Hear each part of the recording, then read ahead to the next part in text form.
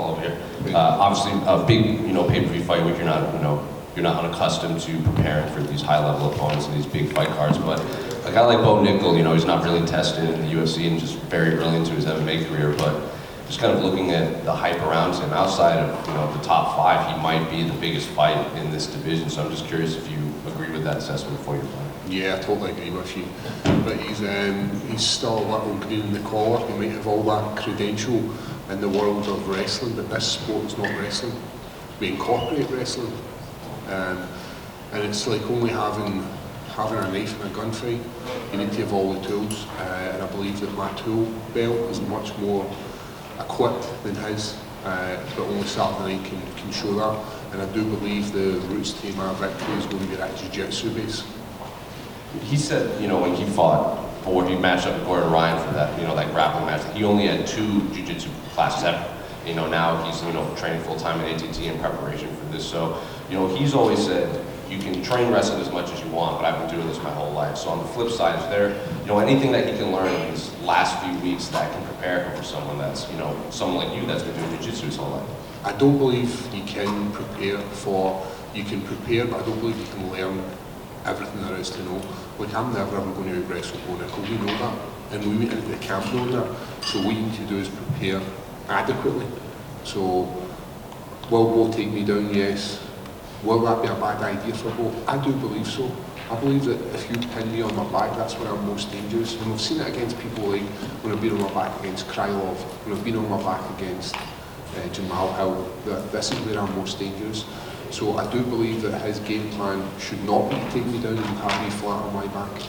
So kind of going off of that, when we see guys that are too high-level grapplers, sometimes it can just turn into a striking battle. You kind of negate each other's strength. So do you see anything from his striking at all, like from what little we've seen, that will pose any threat to you? Yeah, he's a very good striker. He's got power in his hands. He's very, very quick. But I do believe my striking just a little bit longer, and I can use that range. The reason we moved out to middleweight was to gain that advantage in size. And I've showcased that against people like Munoz in London, where I use my length and use my range to manipulate the distance between the fight. And I'm looking to incorporate that in this fight. Did you have to bring in anyone specific, like just high-level wrestlers, or can you just find like high-level grapplers that can kind of mimic it? Yeah, it's always good to have somebody who's very similar, and we did bring in a wrestler, a Serbian wrestler, and he made a huge difference to my camp. But as I said, it's not about what he can do, it's about what I can do, and that's where I'm moving forward in this fight. And then just last one for me, can I get your thoughts on the main event between John and Stipe? Who do you think will win? This is a beautiful fight. We're going to get to see the GOAT in MSG against the greatest heavyweight of all time. I do believe John has got the credentials to beat him. I'm not writing off Stipe because there's always that puncher's chance and he does hit hard, but I just believe Jones is going to be too much for him. Paul, is he right? Is he right? Oh, sorry. You mentioned that obviously you're super dangerous on the ground. He's known for his wrestling. You mentioned him taking you down. Do you think he's going to want to take you down? I don't think so. I think if he's taking me down, it's to score points rather than hold me there. The vast majority of people I've went up against and have done well against me have not entered my guard. When you look at Kyle Barallo in the last fight, anytime that went to the ground, he just wanted to stand up. When you look at when I fought Ozdemir in London, the same thing. Anytime it went to this area on the map, he decided he didn't want to engage in that. So in my opinion, I do believe that it's a bad place for him to be. I might not get you within the first couple of minutes, but I will eventually get you. And we've seen it happen. Krylov looked like he was raining down heavy shots onto my face. It looked like it was all over for Paul, and just when they thought I was out, they pulled me back in. So you've been fighting ranked fighter after ranked fighter. Now you get called to fight a prospect. When you got that call, were you really surprised to hear Bo Nickal's name? No, I kind of thought it was coming. After my last fight against Kyle, I had to think about where I was going because I was coming off of 2 losses in a middleweight. I've always wanted to be a title contender. I've always wanted to be a champion, be in that top 15 in any division. But after Kyle, I had to reassess that and was like, right, it's a little bit out of my reach at the moment. I'm maybe 2-3 fights away from it, and it needs to be about, right, what gets me excited, and it's fights And this is a fight that gets me excited. This is a fight that motivates me. This is a fight and a venue and a card that gets Paul Craig excited to go in and showcase his jiu-jitsu. This is potentially the hardest I've ever worked in my UFC career. I've given it all in that in my camp, and I believe it's going to showcase on Saturday night. Yeah, last question for me. You've beaten some really good guys. People are saying that you're his first real test, but he does a lot of media, he does his own podcast, and he's constantly asked about other fighters. Do you think he's looking past you? It would be dangerous for him to look past me. It's always dangerous to look past your opponent.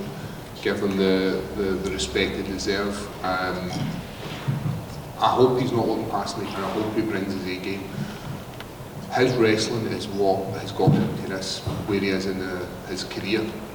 But I do believe that my jiu-jitsu is what is going to be his kryptonite on Saturday night. Paul Craig. Yeah. Not that you're looking past Bo at all, but UFC did announce a card for London in March. Interested in that card at all? Yeah, London is a good stomping ground for me. I've had some of my biggest wins in London.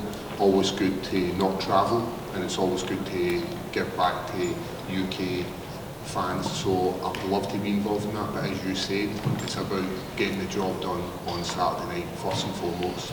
And just talking about Saturday, I don't know if you've seen this at all, but President Trump, Bo Nickal, seem to be pretty good buds in that sense. So how does it feel that the President of the United States is not necessarily rooting against you, but rooting for your opponent? Yeah, I imagine the President probably is rooting for the Scottish guy to lose. But I'll be waiting at his golf course for him in Scotland. But no, it's good that it's bringing eyes to the sport. A guy like Bo Nickal, with all his credentials, of course he's going to get a love and respect from media and presidents and everybody else. But what you need to remember is this sport is not wrestling. This sport is mixed martial arts, and it's the UFC mixed martial arts. It's at the highest level, and I do believe he hasn't faced an opponent quite as hungry as me. And last one from me. Do you have any thoughts on UFC bringing back the old gloves for this event? Did you want to try to use the new ones, or are you indifferent? Yeah, I've not had the experience of using the new gloves yet. Looking at the data, I think they're saying that reduces knockouts, and I believe that's probably a factor for them bringing in the old gloves. If it's not broke, why change it? I'm happy using both new and old. Paul, right here. You have a pair of young Scottish fighters with you this week, Sean and Stephen Clancy. Can you just tell me about how those guys help you despite being less experienced than you? Yeah, young Sean and Stephen are two of the up-and-coming guys within this sport in the UK scene. It's more about them getting an opportunity to come here and experience what it's like to be backstage at the UFC. I'm at the point in my career where it's about giving back, and it's not taking for the sport. So if I can help as many young fighters as I possibly can, then that's what I'm going to do. Sean has showcased his prowess in Cage Warriors. I do believe he's going to get an opportunity in the UFC within the next year or two, and he's a dangerous, hungry young guy. I believe that he could step into this octagon Saturday night and get a victory over the vast majority of that roster. You've made a career out of finishing these young up-and-coming fighters that end up being the next big thing. Could you see Bo Nickal having success in the UFC despite you having a win over him? Yeah, looks like if Paul Craig beats you, you've got the minerals to become a champion. When you think about Ankalaev, when you think about Khalil Roundtree, you think about Jamal Hill, there's people who have went up against and have went on to do amazing things within this sport. I do believe Bo Nickal has all the credentials and all the skill set to be a champion, but he's just got to get through me first. And I do believe that it's a tough fight for him. Like, there was a reason he dragged his heels with signing the contract, because is it an easy fight for him? No, certainly not. There's easier fights out there, and I believe that it's going to be an absolute battle bomb on Saturday night. You talked about the importance of being on a card at MSG headlined by John Jones. Were you able to say that you checked two big things off of your bucket list this week? Yeah, definitely. Getting to come to New York as a fan and step out in front of the MSG is something that all fighters want to do within their career. When you think about where I've been as a fighter, this is my 27th fight as a UFC fighter, fighting in places like the Staple Arena, fighting in Rio, fighting in the London O2, Glasgow Hydro, fighting in T-Mobile Arena. It's the who's who, and this is one of these places that I've just checked off on my list.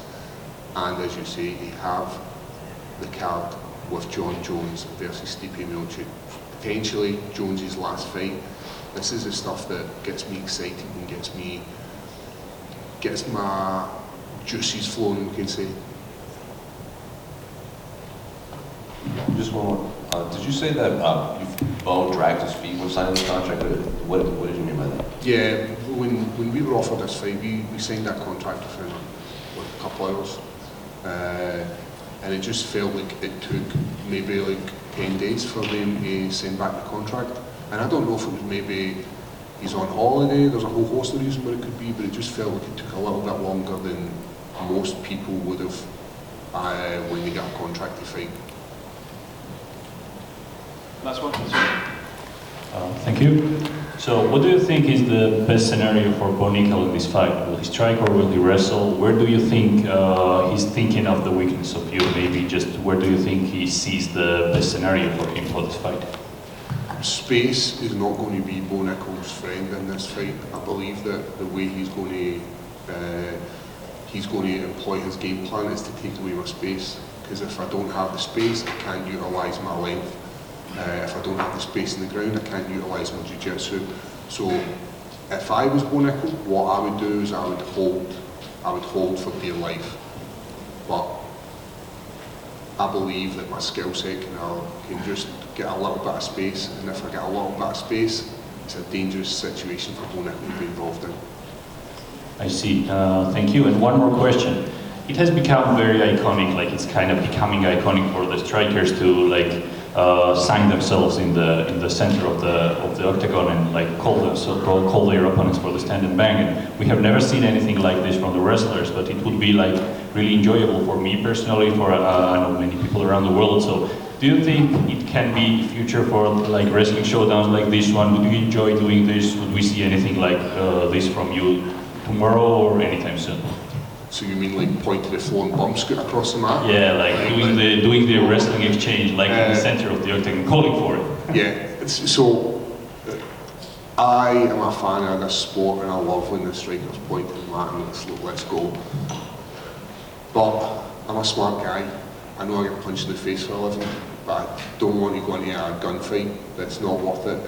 It's a 50-50 sometimes. And if you've worked so hard in your career to get to a point where you're going to try and win a match using the best skill you can, then point in the middle of the mat and just going into a gunfight is not the best scenario, and especially not for me. I don't want to take any extra damage. I would like to get in there, get the job done using jiu-jitsu and keep my looks as they kind of are. I see. Thank you very much.